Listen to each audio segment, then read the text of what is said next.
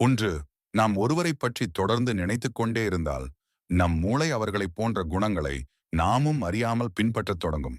2, நீங்கள் ஒருவரை உண்மையாக நேசித்தால், அவர்கள் செய்யும் தவறுகள் உங்கள் கண்களுக்கு பெரிதாக தெரியாது. இதை உளவியலில் ஹலோ எஃபெக்ட் என்பார்கள்.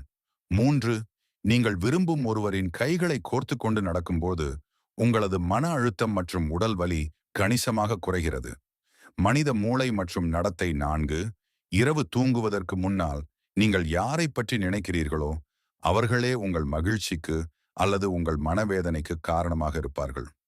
5, அமைதியான மனிதர்கள் முட்டாள்கள் அல்ல. அவர்கள் எங்கு பேச வேண்டும், எங்கு மௌனமாக இருக்க வேண்டும் என்ற உளவியல் விதியை கற்றுக்கொண்டவர்கள். 6, மற்றவர்களுக்கு உதவி செய்யும் குணம் கொண்டவர்கள் தங்களைப் பற்றி அதிகம் கவலைப்பட மாட்டார்கள். இதனால் அவர்கள் நீண்ட ஆயுளுடனும் நிம்மதியாகவும் வாழ்கிறார்கள். வெற்றி மற்றும் மனநிலை 7, உங்களது இலக்குகளை மற்றவர்களிடம் முன்கூட்டியே பகிர்ந்து கொண்டால் அந்த இலக்கை அடைவதற்கான உங்களது ஆர்வம் மற்றும் வெற்றி வாய்ப்பு குறைந்துவிடும்.